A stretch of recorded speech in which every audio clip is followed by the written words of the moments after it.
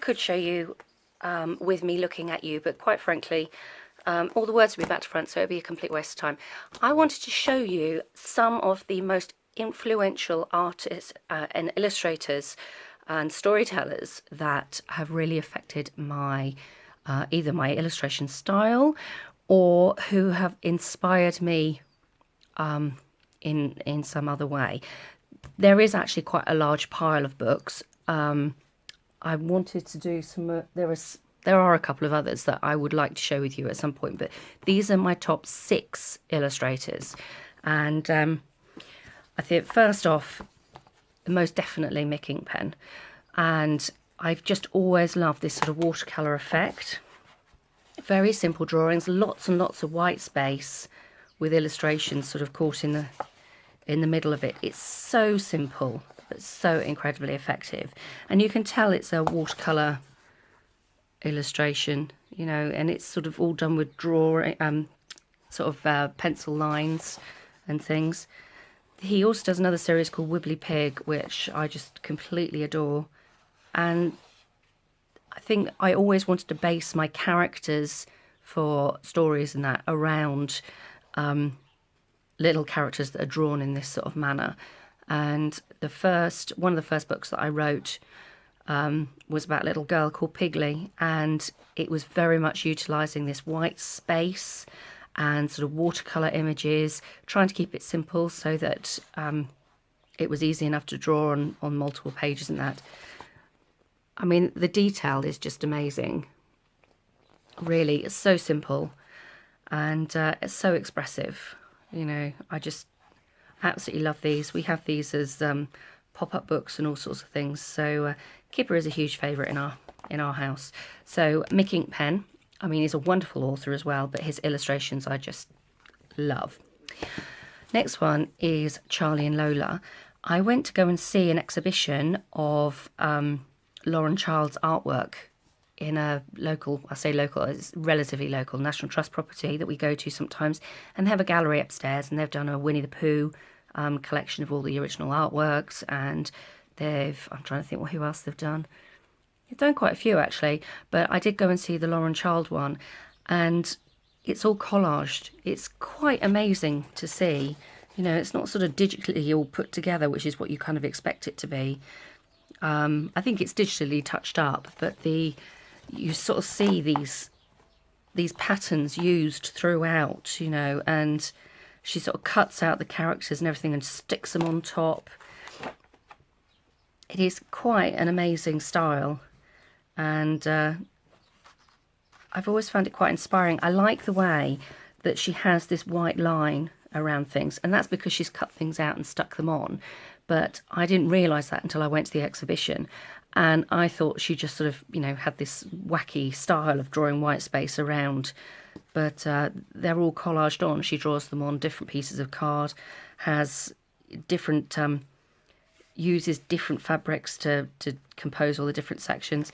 It's more you notice it's slightly more in the very original books. As she got more popular and more famous, you can sort of see that there are things that have been edited. So like the top of Charlie's shoulder here, it looks like it's been fudged in slightly to the, you know, blended in, sorry, fudged in. You can see there, it looks like it's been blended in slightly with the rest of his jumper. But it was such an experience to see all these illustrations. It was quite wonderful. So the other thing I really, really like about her is her wobbly text. And this has inspired me a lot in another series of books that I started writing, where a lot of the text is this sort of curly, fun way of tracking across the page, which is good. And, oh, hang on. Sorry, small person interruption there.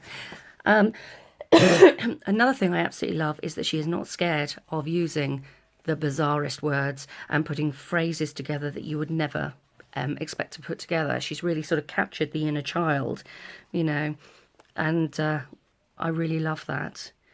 I just love the emotion that you get in all the pages. It's absolutely wonderful.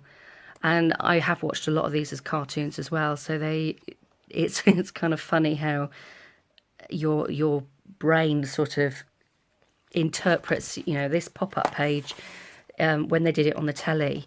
You know, it's really immersive, and it's sort of, they've done a really, really good job of making you feel like you are in Cherry Blossom Rain, you know, in the Willow Pattern Plate book illustration even. So yeah, Lauren Child, she's another one of my faves. And a lot of that is because of the collage effect, the wiggly lines, and the way she puts her words together. So she's quite an all-rounder, actually. Really like her. Next up is Nick Butterworth. Now he does the... Oh, sorry, didn't mean to knock you then. He does the Percy the Park Keeper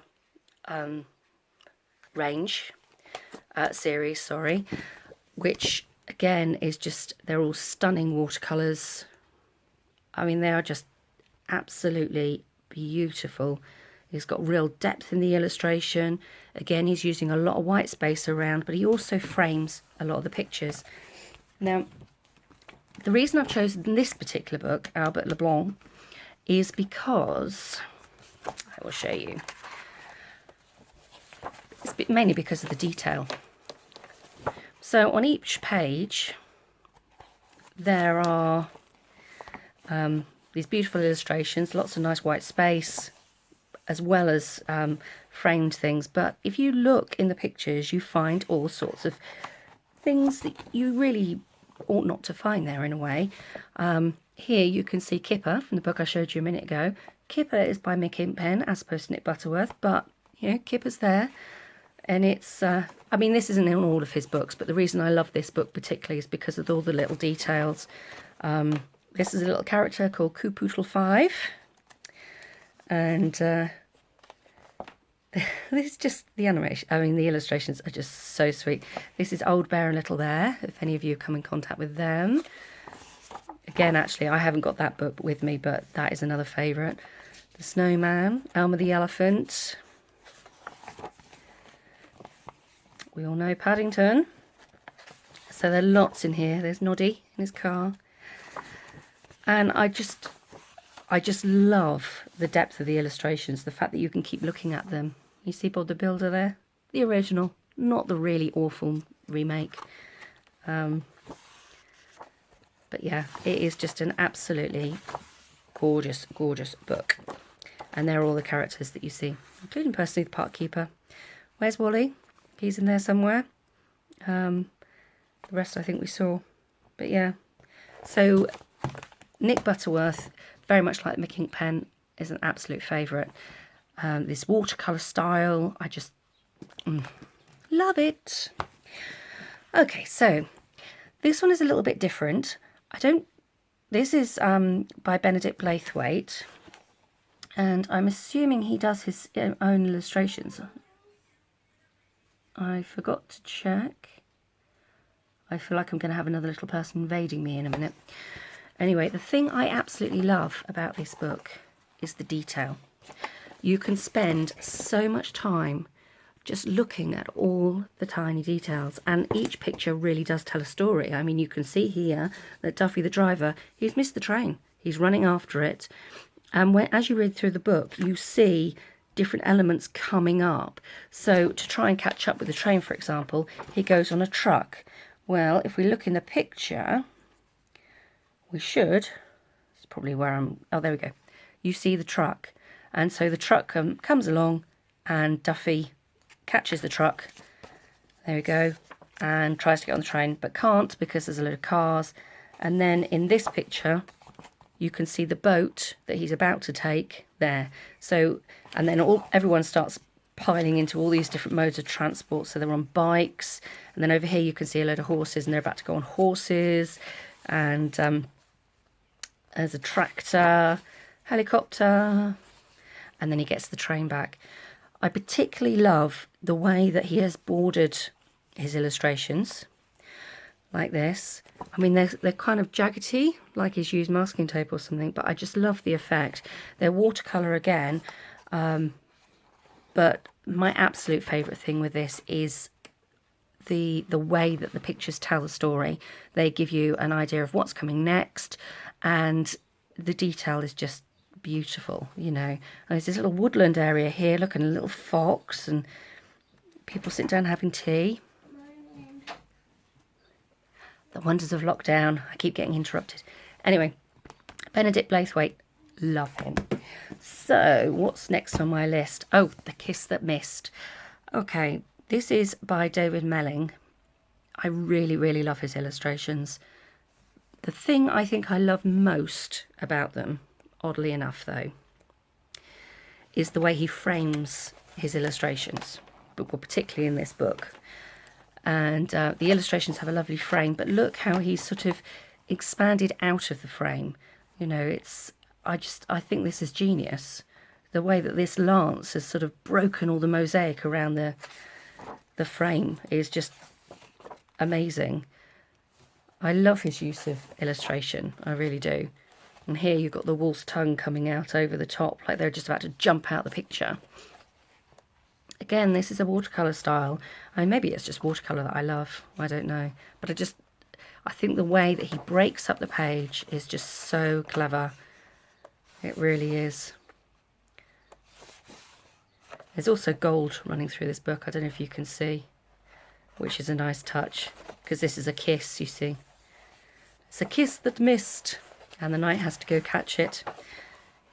And then right at the end, you've got the dragon wrapped around the framework of the castle. It's just so, so clever. So I love that.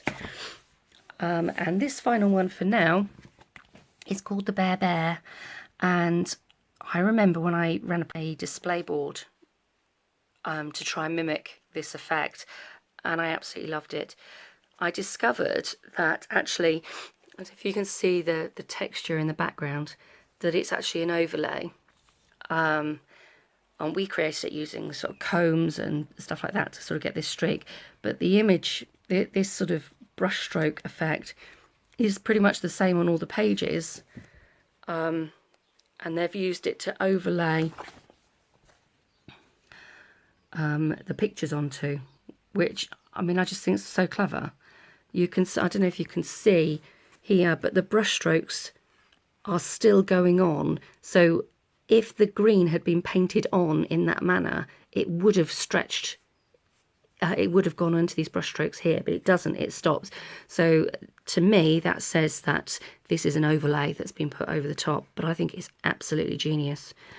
And yeah, I just think it's so clever. You can see the brushstrokes even more here, but it's given it such a rustic look.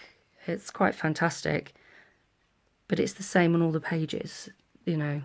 And that idea of an overlay or an underlay, or, oh, it sounded slightly Spanish then, or Mexican. Underlay. Yeah, I just think it's just absolutely genius. I absolutely love it. So, I mean, these images are actually quite clear, but because of this brushstroke effect, it makes them look completely painted. It's just really, really clever. So, those are my top illustrators that have inspired me up until now. I would personally, I want to be able to do it like this. I want to be able to do all this amazing detail. But as of yet, I don't tend to draw like that, oddly enough. And, you know, I love the idea of collage, and if I actually manage to finish writing my book about fireworks, that has a lot of collage in already, and that was sort of quite inspired from that. But I do love the watercolour effect, so I do quite often do a watercolour effect on my iPad. It's taken a while, but I do enjoy that too. And this has certainly inspired a lot of my Procreate artwork, because I use a lot of overlays now as well. So I hope you like my little selection. I do have more, but I am not going to bore you stupid now. So maybe I'll do those another time if you enjoyed it. Okay, I'll list the books down below if you want to have a look at them yourself, or rather list the illustrators, whichever you'd rather. And thank you for watching.